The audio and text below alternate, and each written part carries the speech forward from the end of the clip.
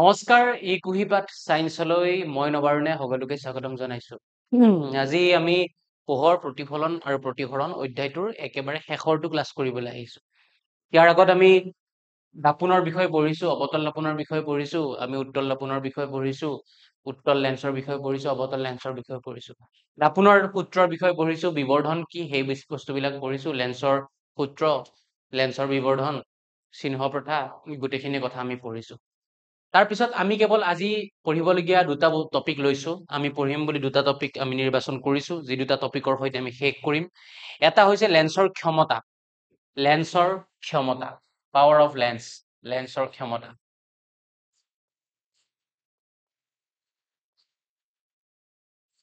যাক আমি ইংৰাজীত কম পাৱাৰ অফ লেন্স। ঠিক আছে। আৰু এটা টপিক হ'ব প্ৰতিসৰণ, প্ৰতিফলন আমি ইতিমধ্যে পঢ়িছো। আগৰটো ক্লাছত প্ৰতিসৰণৰ কথা মই দুইবাৰমান কৈছো, সেইকাৰণে মই কৈছিলো যে প্ৰতিসৰণ আমি এতিয়ালৈকে কমপ্লিট কৰা নাই, আৰু সেইকাৰণে প্ৰতিফলনৰ বিষয়ে আমি অকণমান জনাটো জৰুৰী। সেইকাৰণে এই দুটা টপিকৰ সৈতে আৰু কেইটামান সাংখ্যিক প্ৰশ্নাৱলীৰ সৈতে আমি এই অধ্যায়টোৰ সামৰণি মাৰিম। তো প্ৰথমতে আমি পঢ়িবলৈ লৈছো লেন্সৰ ক্ষমতা কি। লেন্সৰ ক্ষমতা বুলি কোৱাৰ লগে লগে তোমালোকে চকুৰ অসুখত কোনোবাই ডাক্তৰৰ ওচৰলৈ যাওঁতে তোমালোকক চশমা ডক্তৰে দিছে, বা তোমালোকৰ মা দেউতাৰ চকুৰ যদি মানে কাৰোবাৰ পাৱাৰ কম আছে, এনেকে কাৰোবাৰ মায়োপিয়া, হাইপাৰমেট্ৰপিয়া এনেকৈ বা প্ৰেছবায়োপিয়া অসুখ হৈছে, তেতিয়াহ'লে তেওঁলোকক ডক্তৰে সংশোধনীমূলক লেন্স দিয়ে, মানে চকুৰ সেই যিটো মানে অৰিজিনেল পাৱাৰ, সেই পাৱাৰটোত যাতে তেওঁ দেখা পায়, সেইবাবে তেখেতক চশমা দিয়ে। এই চশমাৰ যিটো লেন্স ব্যৱহাৰ কৰা হয়, সেই লেন্সৰ নিৰ্দিষ্ট কিছুমান ক্ষমতা থাকে। সেই ক্ষমতাবিলাক আমি কেনেকে নিৰূপণ কৰিম, আমি সেই কথাটো আজি ইয়াত পঢ়িম। ঠিক আছে, সেই ক্ষমতাবিলাক আমি নিৰূপণ কৰিম কেনেকে। গতিকে আমি লেন্সৰ ক্ষমতা বুলি কোৱাৰ লগে লগে আমি কোনখিনি কথা বুজিম, প্ৰথমতে আমি এইখিনি কৈ লৈছো যে লেন্সৰ ক্ষমতা আমি পাৱাৰ, মানে যিহেতু ক্ষমতাৰ ইংৰাজী পাৱাৰ, সেইকাৰণে পি আখৰেৰে বুজিম। আমি প্ৰথমতে জানিবলগীয়া কথাটো হ'ব কি, পি আখৰেৰে বুজিম।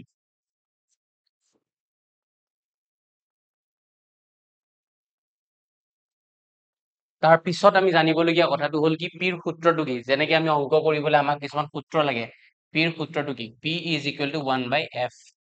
ঠিক আছে, P is equal to 1/f। F মানে হৈছে ফকাচ দৈৰ্ঘ্য, লেন্সখনৰ ফকাচ দৈৰ্ঘ্য। এফ মানে হৈছে লেন্সখনৰ, মোৰ লগত লিখি লোৱা একেলগে তোমালোকে, লেন্সখনৰ ফকাচ দৈৰ্ঘ্য। ঠিক আছে। তাৰ পিছত লেন্সৰ ক্ষমতাৰ SI একক, যিহেতু বস্তুবিলাকৰ সদায় SI একক আমাক লাগে, যেনেকে আমি ওজন জোখো কেজিত, জুলীয়া বস্তু জোখো লিটাৰত, সেই ধৰণৰ বস্তু, যেনেকে দৈৰ্ঘ্য জোখো মিটাৰত, ঠিক তেনেকে লেন্সৰ ক্ষমতাও আমি জুখিব লাগিব। তো লেন্সৰ ক্ষমতাৰ SI একক এটা থাকিব, সেই SI এককটো হ'ল ডায়প্টাৰ।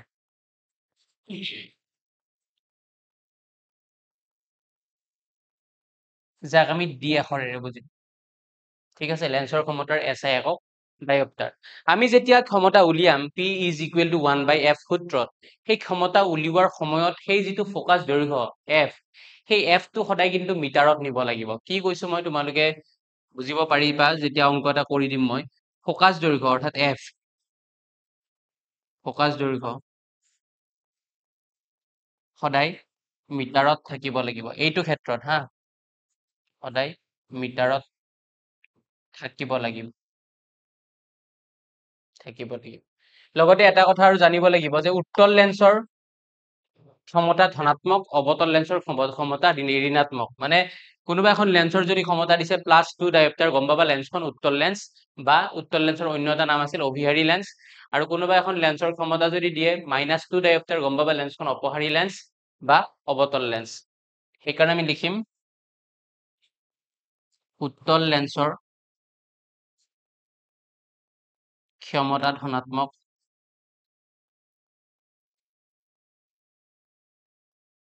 আৰু অৱতল লেন্সৰ ক্ষমতা ঋণাত্মক।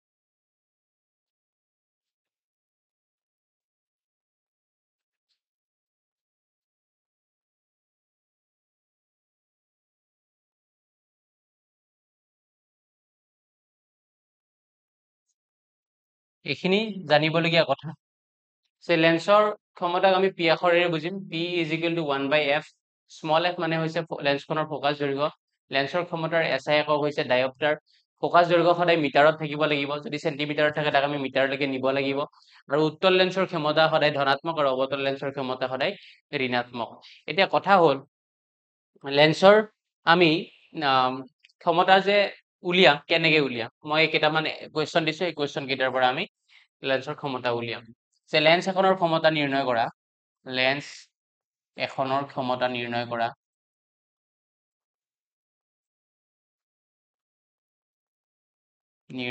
কৰা যেতিয়া একবাৰ স্মল f অৰ্থাৎ ফ'কাছ দৈৰ্ঘ্য যদি আমাৰ দিয়া থাকে 2 মিটাৰ ফ'কাছ দৈৰ্ঘ্য দিয়া থাকে যদি -4 মিটাৰ যদি ফ'কাছ দৈৰ্ঘ্য দিয়া থাকে -100 সেন্টিমিটাৰ অথবা যদি ফ'কাছ দৈৰ্ঘ্য দিয়া থাকে 500 সেন্টিমিটাৰ এই গোটেইকেইটা ক্ষেত্ৰত লেন্সখনৰ ক্ষমতা কিমান এই গোটেইকেইটা ক্ষেত্ৰত লেন্সখনৰ আমি ক্ষমতা উলিয়াব লাগে প্ৰথমতে আমি উলিয়াই ল'ম প্ৰথম যিটো কৈছোঁ 1 নম্বৰত কি দিছে P is equal to 1/f অৰ্থাৎ f টো মিটাৰত আছে নে নাই চাব লাগিব মিটাৰত দিয়াই আছে চিন্তা নাই 1/2 দুইৰে একক যেতিয়া হৰণ কৰিম কিমান হ'ব কৰি চোৱা নাজানা যদি দুইতকৈ এক সৰু দশমিক আহিব তলত 0 2 5 গুণ 10 মানে 0.5 ডায়োপ্টাৰ মানে এইখন লেন্স কি প্লাছত ওলাইছে মানে উত্তল লেন্স 2 নম্বৰ হৈ গৈছে 1 নম্বৰটো চাই লৈছা তোমালোকে 2 নম্বৰটো চোৱা f দিয়া আছে -4 metre p is equal to 1/f গতিকে 1/-4 4ৰে একক যেতিয়া হৰণ কৰিম তেতিয়া কিমান হ'ব 4ৰে একক যেতিয়া হৰণ কৰিম 4তকৈ এক সৰু দশমিক আহিব 4 2 গুণ 8 2 আহিব 0 দিম 4 5 গুণ 20 মানে 0.25 -0.25 ডায়োপ্টাৰ লেন্সৰ ক্ষমতাৰ SI একক কি ডায়োপ্টাৰ ঠিক আছে বুজি পাইছা হৈ গ'ল 3 নম্বৰটো কি দিছে চোৱা 3 নম্বৰটো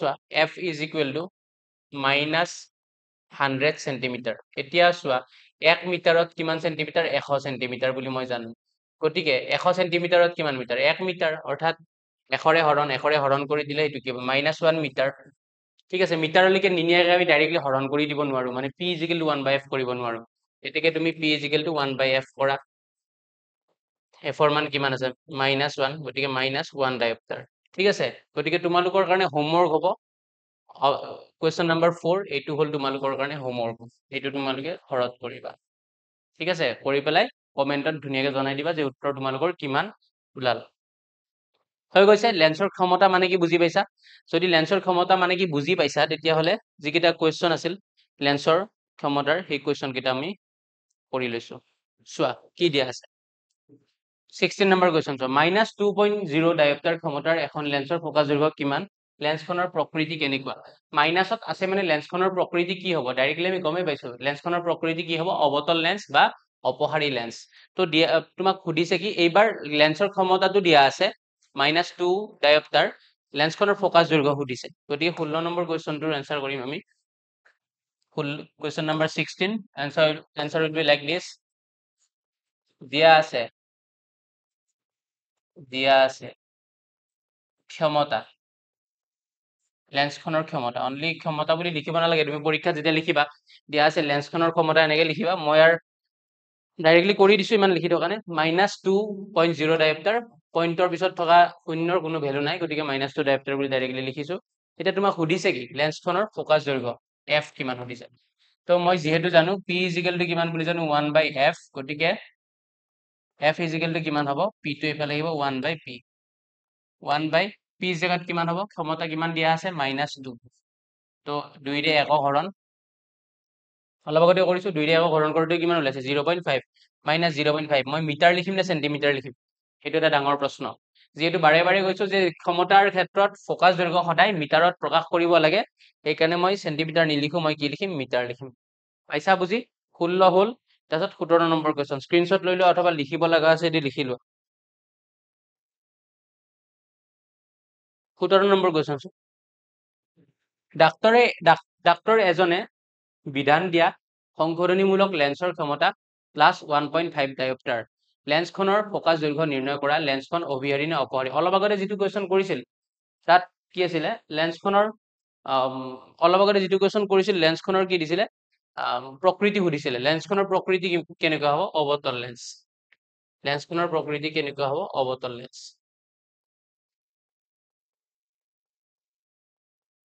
ঠিক আছে, নেক্সট ডাক্তৰ এজনে বিধান দিয়া সংশোধনীমূলক লেন্সৰ ক্ষমতা দিয়া আছে +1.5 ডায়োপ্টাৰ। লেন্সৰ ফকাছ দৈৰ্ঘ্য নিৰ্ণয় কৰা। ইয়াত কৰিয়ে দিছো ডাইৰেক্টলি ইয়াত চোৱা P = কিমান দিয়া আছে 1.5 ডায়োপ্টাৰ। তেতিয়াহ'লে তোমাক কি সুধিছে? ফকাছ দৈৰ্ঘ্য। এটাকে আগৰটোৰ নিচিনা F = কিমান হ'ব 1/P 1/1.5। তো এইটোত বহুতৰ প্ৰব্লেম হৈ যায় এইটোত এনেকে এতিয়া এইটোক কেনেকে সলভ কৰিম 1/1.5 তলত দেখোন দশমিক আহি গ'ল কেনেকে সলভ কৰিম চিন্তা কৰিবলগীয়া একো নাই দশমিকটো উঠাই দিয়া কেইঘৰ আগত দশমিক আছিল এক ঘৰ আগত উঠাই দিয়া যদি এক ঘৰ আগত দশমিক আছিল উঠাই দিয়াৰ লগে লগে ওপৰত এটা কি আহি যাব শূন্য আহি যাব পাইছানে বুজি কি কৈছো মই এক ঘৰ আগত দশমিক আছিল দশমিকটো উঠাই দিয়াৰ লগে লগে এটা কি আহি যাব শূন্য এতিয়া কাটাকাটি কৰি দিয়া 5 × 2 = 10 5 × 3 = 15 ওপৰত 2 তলত 3 তো 3 ৰে 2 হৰণ কৰা কিমান হ'ব 3 ৰে 2 হৰণ কৰা 0.6 3 × 18 2 0 6 3 × 18 এনেকৈ আহি থাকিব মানে 0.67 আমি কি লিখিম 0.67 মিটাৰ নে চেণ্টিমিটাৰ মিটাৰ লিখিম কাৰণ লেন্সৰ ফকাছ দৈৰ্ঘ্য সদায় আমি কিহত লিখিব লাগিব মিটাৰত লিখিব লাগিব ঠিক আছে আৰু লেন্সখন অভিহাৰী নে অপহাৰী আমি ডাইৰেক্টলি গমেই পাইছো যিহেতু ক্ষমতাটো প্লাছত আছে পজিটিভ হৈ আছে এতেকে লেন্সখন কি অপহাৰী নে অভিহাৰী লেন্সখন অভিহাৰী মাইনাছত থাকিলে অপহাৰী হ'লহেঁতেন এতিয়া ইমানখিনিতে আমাৰ অংকখিনি শেষ হ'ল অনুশীলনী শেষ হ'ল কিন্তু এটা কনচেপ্ট আমাৰ পঢ়িবলৈ ৰৈ থাকি গ'ল সেই কনচেপ্টটো হ'ল পোহৰৰ প্ৰতিসৰণ মই তোমালোকক সেই কনচেপ্টটো পঢ়াবলৈ ৰৈ গৈছিল সেইকাৰণে মই পঢ়াই দিছো পোহৰৰ প্ৰতিসৰণ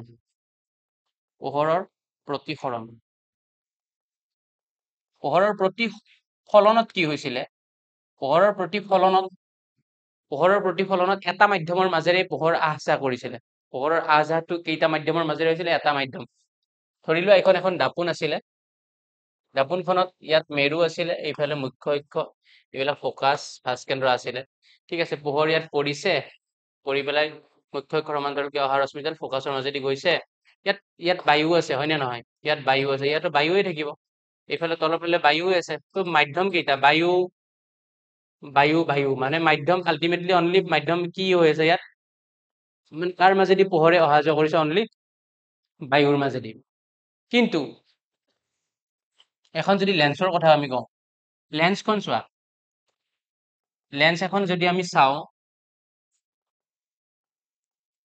লেন্সখন চালে ভালকে গম পাবা যে লেন্সৰ বাহিৰ ফালে ইফালে বায়ু সব এয়াৰ ঠিক আছে সব বায়ু কিন্তু লেন্সখন হয়তো গ্লাছেৰে বনাইছে either it is glass or it is plastic বা কিবা এনি আদাৰ মেটেৰিয়েল অথবা এনি আদাৰ মেটেৰিয়েল লেন্সখন বেলেগ কিবা বস্তুৰ দ্বাৰাও বনাব পাৰে ঠিক আছে এনি আদাৰ মেটেৰিয়েল যিকোনো হ'ব পাৰে লেন্সখন গতিকে চোৱা যে বায়ুৰ পৰা পোহৰ আহিল ঠিক আছে ইয়াত সোমাই পেলাই ইয়াৰ পৰা ওলাই ফকাছৰ মাজেদি যেতিয়া যাব ইয়াত কেইটা মাধ্যম ট্ৰেভেল কৰিলে পোহৰে প্ৰথম এটা মাধ্যম ট্ৰেভেল কৰিলে সেইটো হ'ল বায়ু আৰু দ্বিতীয়তে এইটো এটা বেলেগ মাধ্যম ধৰি লোৱা এইটো গ্লাছ পালানে বুজি এইটো 1 নম্বৰ মাধ্যম এইটো 2 নম্বৰ মাধ্যম আৰু এগেইন বায়ুলৈকে ওলাই গ'ল এটাতকে বেছি মাধ্যমত প্ৰৱেশ মানে অহা যোৱা কৰিলে নে এতিয়া যদি এটাতকে বেছি মাধ্যমত পোহৰে অহা যোৱা কৰে সেইটো প্ৰতিফলন হৈ নাথাকে এইটো হৈ যাব প্ৰতিসৰণ মনত ৰাখিবা ফলন আৰু সৰণৰ মাজত পাৰ্থক্য এইটোৱে ঠিক আছে এতিয়া যেনেকে তোমালোকে প্ৰতিফলনৰ দুটা সূত্ৰ পাইছিলা ঠিক তেনেকে প্ৰতিসৰণৰ দুটাও সূত্ৰ আছে কিতাপত ধুনীয়াকে চাই ল'বা মই জাস্ট কৈ গৈছো আজি বস্তুখিনি প্ৰতিসৰণৰ সূত্ৰ বুলি দুটা সূত্ৰ দিয়া আছে চাই ল'বা প্ৰতিসৰণৰ সূত্ৰত ধুনীয়াকে আছে যে আপতিত ৰশ্মি প্ৰতিফলিত ৰশ্মি আৰু স্বচ্ছ মাধ্যম দুটাৰ সন্ধিতলত থকা অভিলম্ব একেখন সমতলত থাকে বুলি এটা মানে সূত্ৰ আছে আৰু সেকেন্ডটো হৈছে আপতন কোণৰ সাইন আৰু প্ৰতিসৰণ কোণৰ সাইন এটা ধ্ৰুৱক মুখস্থ কৰিবা সাইন কস এইবিলাক কি আমি যেতিয়া ত্ৰিকোণমিতি পঢ়িম তেতিয়া আমি বুজি পাম। গতিকে প্ৰতিহৰণৰ সূত্ৰ দুটা তোমালোকে নিজে ঘৰত চাই ল'বা, সেইটো হোমৱৰ্ক থাকিল, মুখস্থ কৰিবলগীয়া কথা, ইয়াত বৰ বিশেষ একো নাই। ঠিক আছে, এতিয়া প্ৰতিহৰণৰ অলপ কনচেপ্ট বুজিবলগীয়া আছে, চোৱা অলপ কনচেপ্ট, এইবিলাক কনচেপ্ট বিলাকে দৰকাৰী, এইখিনি বুজিবলগীয়া কথা। চোৱা ধৰা তোমালোকৰ আজিকালি বৰষুণৰ বতৰ, যাৰ যাৰ গাঁৱত ঘৰ তোমালোকে বুজি পাবা, গাঁৱত যে মানুহবিলাকে আজিকালি টৰ্চ লাইটটো লৈ পেলাই ৰাতি ৰাতি মাছ চাব যায়, তোমালোকৰ ফালে কি বুলি বা কয় সেই চিষ্টেমটোক? আমাৰ নলবাৰীৰ ফালে বেছিভাগে জৰা চোৱা বুলি কয় সেই বস্তুটো। মাছ চাই, কুচিয়া মাছ আনে, তাৰপিছত বেলেগ বেলেগ মাছ পায় আৰু, হয়নে? বৰষুণ দিলে মাছবিলাক ওলাই, আৰু পুখুৰীৰ কাষে কাষে আহে কিছুমান মাছ, পথাৰৰ কাষে কাষে সেইবিলাক আনে মাছবিলাক। তো এই যিটো চিষ্টেম আছে, সেই চিষ্টেমত যেতিয়া মানুহজনে মাছটো মাৰোঁতে টৰ্চ লাইটটো যেতিয়া জ্বলাই দিব, বায়ুৰ মাজেৰে পোহৰটো প্ৰথমতে যাব, গৈ পেলাই পানীৰ মাজেৰে ট্ৰেভেল কৰিব। পাইছা বুজি? তো প্ৰতিফলন হ'ল নে প্ৰতিসৰণ হ'ল? সেই ক্ষেত্ৰত প্ৰতিসৰণ হ'ল। কিয়? টৰ্চ লাইটটো মাৰি দিলে বায়ুৰ মাজেদি গ'ল, পানীৰ মাজেদি সোমাই মাছটোত দেখা পালে, সেইটো প্ৰতিসৰণ। ঠিক তেনেকে তোমালোকে বাল্টি এটাত যদি 5 টকীয়া বা 10 টকীয়া মুদ্ৰা এটা পেলাই দিয়া, দিয়াৰ পিছত চাবাচোন য'ত মুদ্ৰাটো থাকে যেন লাগে, অৰিজিনেলি তাত নাথাকে, কিন্তু অকণমান উঠি থকা যেন লাগে, হয়নে? সেইটো হয় পোহৰৰ প্ৰতিসৰণৰ কাৰণে, কাৰণ বায়ু, বাহিৰৰ মাধ্যমখিনি বায়ু, তাতে বাল্টিটোত আছে পানী, বেলেগ বেলেগ দুটা মাধ্যম হৈ গ'ল নে? সেইকাৰণে বস্তুটো আচলতে বেলেগ লাগে আমাৰ অকণ। গতিকে ইয়াত আমি সেই কনচেপ্টটো পঢ়িম। চোৱা, ইয়াত ধৰা পানী আছে অলপমান, ইয়াত কি আছে? পানী। আৰু বাহিৰত ধৰা বায়ু আছে, বাহিৰত কি আছে? বায়ু।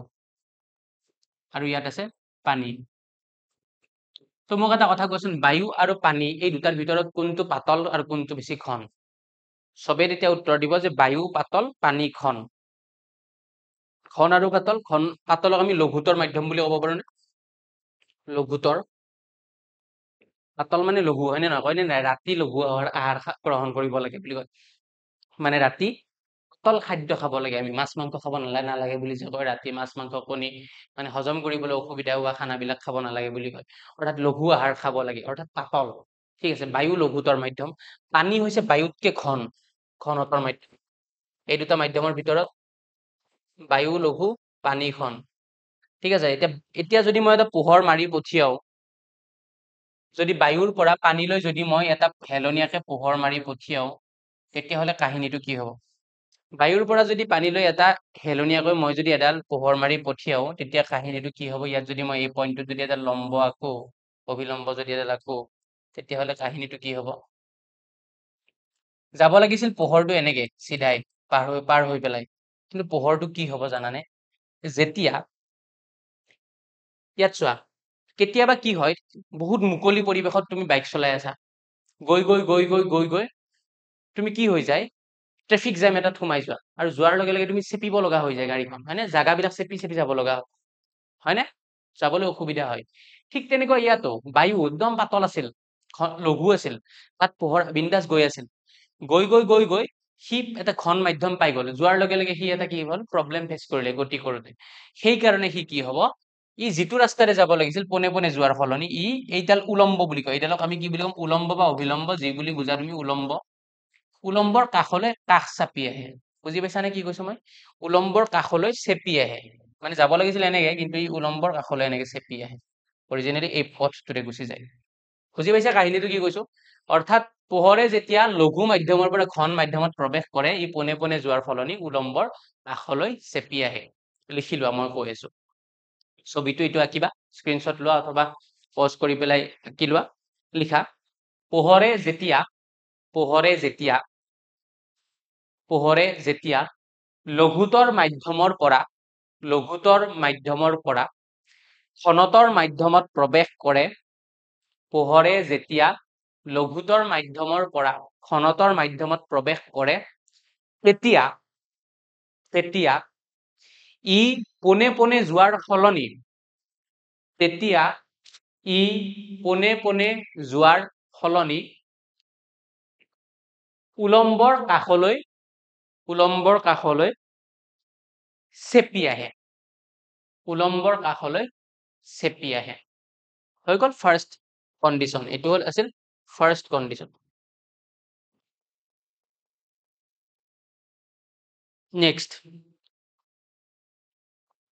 নেক্সট কি হ'ব? এইবাৰ ধৰা ইয়াত পানী আছে, ইয়াত অলপ মই কিবা এটা পাত্ৰত পানী ৰাখি থৈ দিছো, ইয়াত পানী আছে।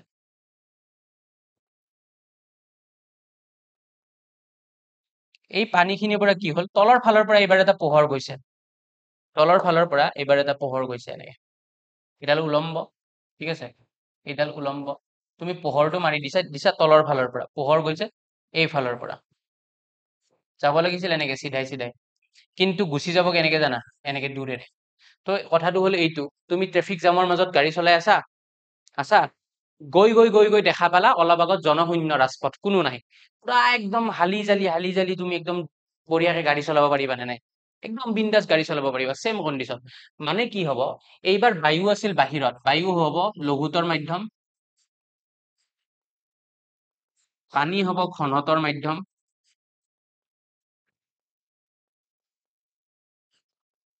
এইবাৰ ঘনতৰৰ পৰা পোহৰ লঘুতৰলৈকে যাব, তো পোনে পোনে যোৱাৰ সলনি উলম্বৰ কাষৰ পৰা আঁতৰি যাব। বুজি পাইছা কনচেপ্টটো? ছবিটো আঁকিবা, লিখাখিনি লিখি লোৱা, লিখা। পোহৰে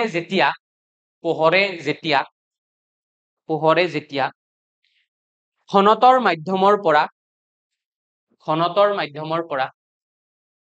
লঘুতৰ মাধ্যমত প্ৰৱেশ কৰে, তেতিয়া ই পোনে পোনে যোৱাৰ সলনি উলম্বৰ পৰা আঁতৰি যায়, হৈছে এই ছবিটো আঁকি লোৱা। নেক্সট কনচেপ্ট চোৱা, নেক্সট কনচেপ্ট হ'ল তোমালোকৰ প্ৰতিসৰণাংক বুলি এটা কনচেপ্ট আছে, প্ৰতিসৰণাংক। যেনেকে মোৰ নাম নবাৰুণ, তোমাৰ নাম কিবা, এই ঠাইখনৰ নাম গুৱাহাটী, কোনোবাই আছে নলবাৰীত, কোনোবাই বেলেগ এখন ঠাইত আছে, নাম দি লৈছে বৰপেটা, কোনোবাই নাম দি লৈছে যোৰহাট, কোনোবাই নাম দি লৈছে ডিব্ৰুগড়, কোনোবাই গোৱালপাৰা, ধুবুৰী, এনেকে শদিয়া, মাজুলী। তো যেনেকে বেলেগ বেলেগ ঠাইৰ বেলেগ বেলেগ নাম আছে, বেলেগ বেলেগ মানুহৰ বেলেগ বেলেগ নাম আছে, তেনেকে বেলেগ বেলেগ মাধ্যমৰ, যেনে মাধ্যম বুলি কোৱাৰ লগে লগে বায়ু হৈ গ'ল এটা মাধ্যম, পানী হৈ গ'ল এটা মাধ্যম, বৰফ হ'ব পাৰে এটা মাধ্যম, কাঁচ মানে গ্লাছ হ'ব পাৰে এটা মাধ্যম, ঠিক আছে, হীৰা হ'ব পাৰে এটা মাধ্যম, কেৰাচিন তেল হ'ব পাৰে এটা মাধ্যম, বুজি পাইছা নে নাই, চেফায়াৰ হ'ব পাৰে এটা মাধ্যম, বেনজিন হ'ব পাৰে এটা মাধ্যম, এই ধৰণৰ এই বেলেগ বেলেগ মাধ্যম আছে। এই গোটেই মাধ্যম বিলাকৰ নিজা নিজা একোটা কি আছে, প্ৰতিসৰণাংক আছে। সকলোবিলাক মাধ্যমৰ এটা এটা নিজা নিজা কি আছে, প্ৰতিসৰণাংক আছে।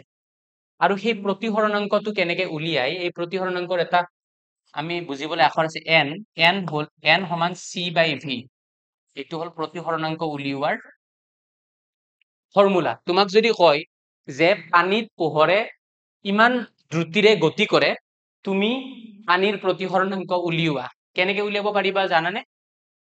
সি মানে হ'ব, ইয়াত চোৱা, চি মানে হৈছে শূন্যত পোহৰৰ দ্ৰুতি, শূন্যত পোহৰৰ দ্ৰুতি, শূন্যত পোহৰৰ দ্ৰুতি মানে বায়ুত পোহৰৰ দ্ৰুতি, শূন্য মানে বায়ুৰ কথা কৈছে, তো বায়ুত পোহৰৰ দ্ৰুতি কিমান, 3 × 10⁸ মিটাৰ/ছেকেণ্ড, এইটো আগতে পাই আহিছা।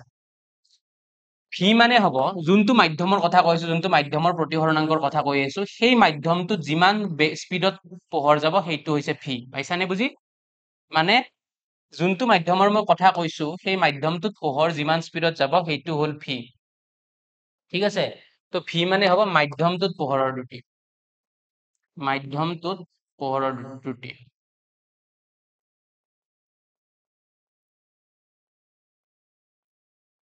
আৰু এন মানে হৈছে সেই মাধ্যমটোৰ, নিৰ্দিষ্ট মাধ্যমটোৰ প্ৰতিসৰণাংক, যোনটো মাধ্যমৰ কথা আমি কৈ আছো, নিৰ্দিষ্ট মাধ্যমটোৰ প্ৰতিসৰণাংক।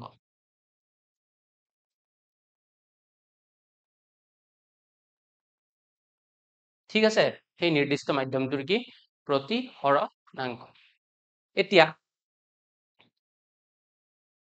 যদি তোমাক কয় কোনোবা এটা মাধ্যমৰ প্ৰতিসৰণাংক উলিওৱা, সেই মাধ্যমটোত পোহৰে ইমান বেগত গতি কৰে, ডাইৰেক্টলি কৰি দিবা n = C/V, চিৰ মানটোতো জানোৱে আমি, 3 × 10⁸, ওপৰত বহাই দিবা 3 × 10⁸, তলত বহাবা প্ৰশ্নত দিয়া থকা সেই মাধ্যমটোত পোহৰৰ স্পীডটো হৰণ কৰি দিবা, এনৰ মান পাই যাবা। বুজি পাইছানে? কেতিয়াবা ভি ওলাব দিব পাৰে, যদি কেতিয়াবা ভি ওলাব দিয়ে তেতিয়া কি কৰিবা, C/n, যদি ভি ওলাব দিয়ে C/n কৰিবা, ঠিক আছে? প্ৰতিসৰণাংকৰ কনচেপ্টটো এইটো। লাষ্ট আৰু এটা কনচেপ্ট আছে, প্ৰতিসৰণাংক আৰু পোহৰৰ দ্ৰুতিৰ মাজত সম্পৰ্ক, প্ৰতিসৰণাংক আৰু পোহৰৰ দুটিৰ মাজত সম্পৰ্ক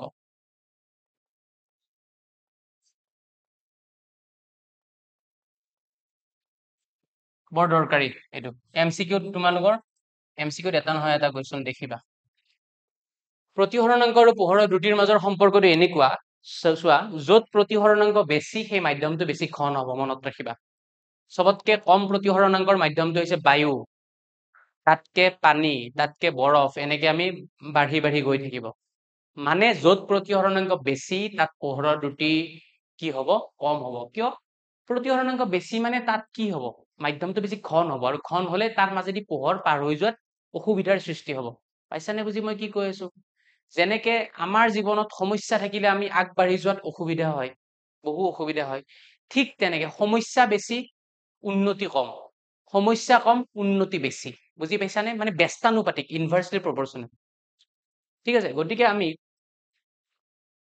কি বুলি কম যে পোহৰৰ দ্ৰুতি আৰু প্ৰতিহৰণাংকৰ মাজৰ সম্পৰ্কটো এনেকুৱা যে কোনো এটা মাধ্যমত লিখি লোৱা মূলত ধুনীয়াকে কোনো এটা মাধ্যমত প্ৰতিহৰণাংক বেছি হলে কোনো এটা মাধ্যমত প্ৰতিহৰণাংক বেছি হলে তাত পোহৰৰ দ্ৰুতি কম